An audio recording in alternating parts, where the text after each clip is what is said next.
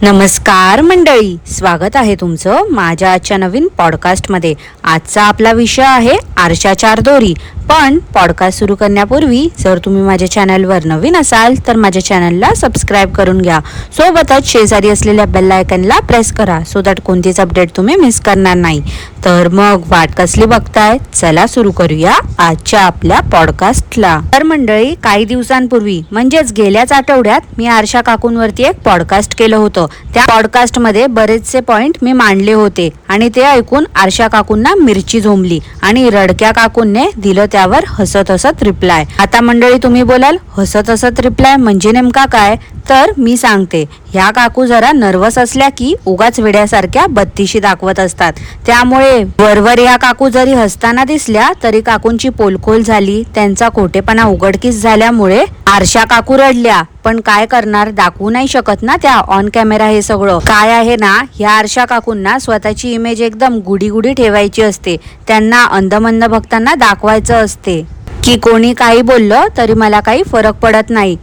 पण रटाळ व्हिडिओच्या मध्ये मध्ये टॉन्ट नक्कीच मारणार हे सायलेंट असते काकूंचं। या काकूंच्या चेहऱ्यावरती आणि यांच्या गोड गोड बोलण्यावरती भूलू नका मंडळी, कारण की ह्या आरशा मॅडम घरकोंबडीला बघूनच इन्फ्लुएन्स झाल्या आहेत। शेवटी काय, ह्या पण गोगल गायनी पोटात पाय। व्हिडिओ मध्ये गोड गोड बोलायचं, साधेपणाचा आव्हानायचा आणि लोकांची दिशाभूल करायची, एवढंच या काकूंना जमते करायला। शक्ल देखो कितनी भोली है लेकिन अंदर से लोमड़ी है। तर पहिलं उत्तर काकूंनी दिलं ते म्हणजे माझा जो प्रश्न होता ना की काकूंना वाचनाची एवढी आवड असून देखील पुस्तकाची पानं फाडून त्यावर आंबे का सुकवले। त्यावर काकू बोलल्या की इथे एक साखरेचा कारखाना होता, त्याचा अहवाल होता। मी जेव्हा 11वीत 12वीत होती तेव्हापासून आम्ही रद्दी साठवून ठेवली आहे। खूप खूप जुना होता तो अहवाल, रद्दी देण्यापेक्षा आम्ही असा वापर केला त्याचा। काय हो आरशा काकू, तुम्ही 11वी 12वी मध्ये कधी होतात? आता किती वर्ष झाली असतील त्या गोष्टीला? एवढं जुनं कोण रद्दी ठेवते का?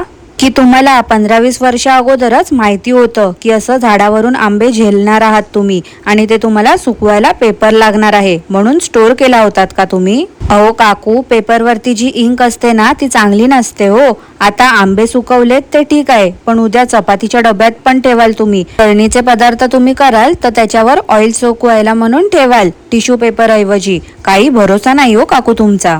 कैसे कैसे लोग रहते हैं यार यहाँ पर।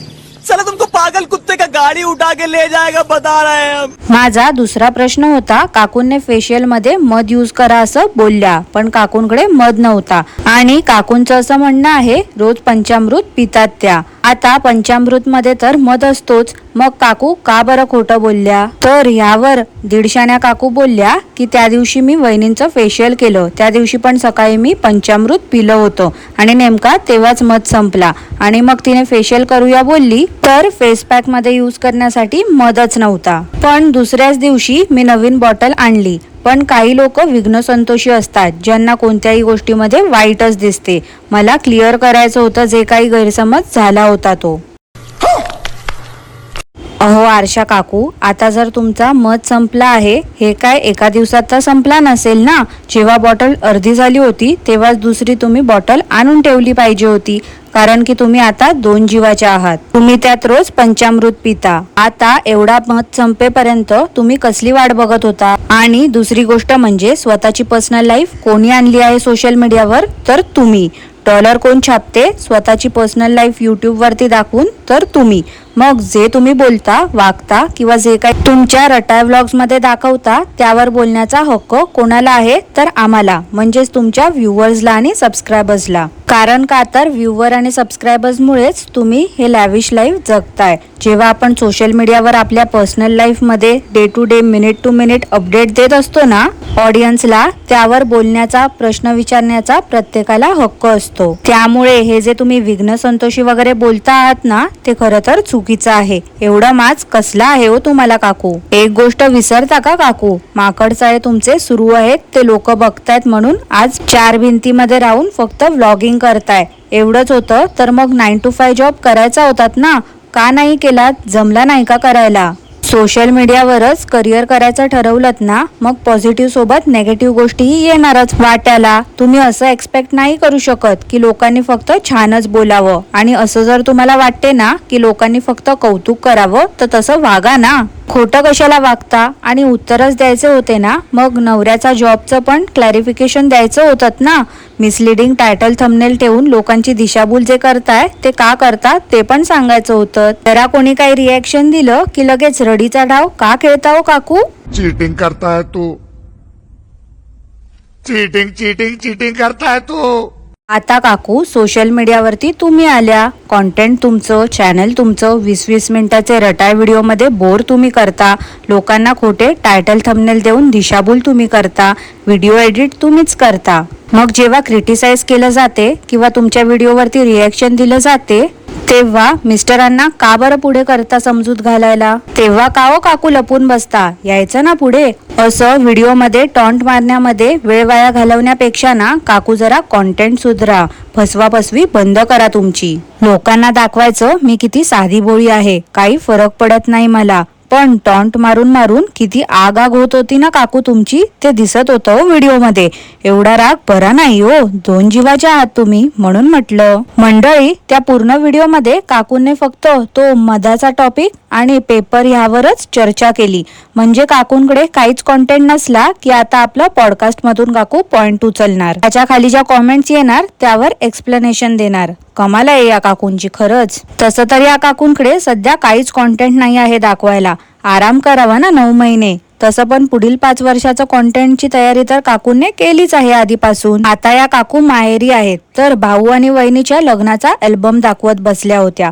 काय संबंध आणि काय करायचं ते बघून कोणी सांगितलं होतं का भाऊ आणि वहिनीच्या लग्नाची स्टोरी सांग किंवा अल्बम दाखव? हा, आता 1-2 कॉमेंट्स आल्या असतील काकूंना की भाऊ आणि वहिनीच्या लग्नाचा अल्बम दाखव. त्यावरूनच काकूने अर्धा 1 तासाचा व्हिडिओ बनवला. उगाच कोणता पण टॉपिक उचलायचा आणि व्हिडिओ बनवायचा आणि अपलोड करून मोकळं व्हायचं. काय अर्थ आहे का मंडळी याला? यांचे नातेवाईक मित्रमंडळींना कोण ओळखतं का? नाही. मग त्यांना बघून काय करायचं? त्या व्हिडिओमध्ये काकू फक्त ही वहिनीची बहीण, ही करवली होती, ही साडी माझी अजूनपर्यंत आहे, ती साडी मी आईला लग्नात घेतली होती, अशीच फालतूची बडबड करत बसल्या होत्या. आता मला समजलं त्या पकाव टॉक्स वाल्यांनी या काकूंना तिथे पकवायला का बोलवलं होतं. त्यांना देखील हे आधीपासूनच माहिती होतं की या काकू पकवण्यामध्ये एक्सपर्ट आहेत. अहो आरशा मॅडम, खरंच सांगते हो, आराम करा.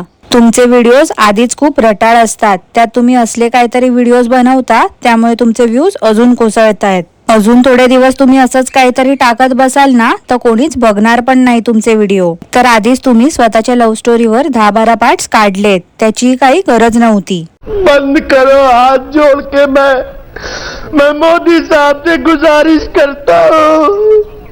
आता या आरशा मॅडमला अंधमंद भक्तांनी प्रेग्नन्सी रिलेटेड प्रश्न विचारले होते, त्याच्यावरती काकूने एक स्पेशल व्हिडिओ बनवला होता. त्या व्हिडिओमध्ये काकूंनी डाएट वरती आणि सगळ्यावरती प्रवचन दिलं, पण दुसऱ्याच दिवशी काकू वडापाव खात बसल्या होत्या. काय बोलावं आता या काकूंना? इतने तेजस्वी लोग हैं हमारे पास. ह्या काकूंनी प्रेग्नन्सी अगोदरच काही व्हिडिओ शूट करून ठेवले आहेत असं मला वाटते. त्यामुळे ट्रेंडिंग सॉन्ग आला रे आला की लगेच त्यावर काकू शॉर्ट्स अपलोड करतायत. चला, आता ते रील किंवा शॉर्ट्स बनवतायत तर त्यात तरी नीट एक्सप्रेशन द्यायचं ना.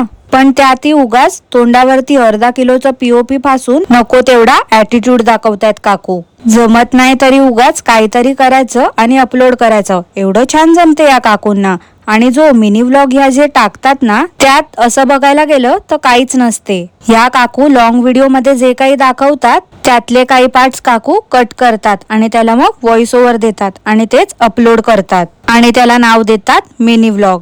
म्हणजे कसं, एकाच व्हिडिओवरती डबल डॉलर्स छापतात या काकू. आता मला माहिती आहे माझ्या या पॉडकास्ट वरती पण काकू काहीतरी त्यांची उपदेशवाणी घेऊन येतील. हा, पण मला टॉन्ट मारण्यापेक्षा काकूने जरा स्वतःच्या व्हिडिओकडे लक्ष दिलं, स्वतःचं कॉन्टेंट सुधारलं तर ते जास्त बरं ठरेल. असो तर मंडळी, ह्याच नोटवर आजचं पॉडकास्ट मी इथेच थांबवते. आय होप तुम्हाला आजचं पॉडकास्ट आवडलं असेल. पॉडकास्ट आवडलं असल्यास लाईक करा, शेअर करा, चॅनलला सबस्क्राईब करायला विसरू नका. सोबतच शेजारी असलेल्या बेल आयकनला प्रेस करा सो दॅट कोणतीच अपडेट तुम्ही मिस करणार नाही. धन्यवाद.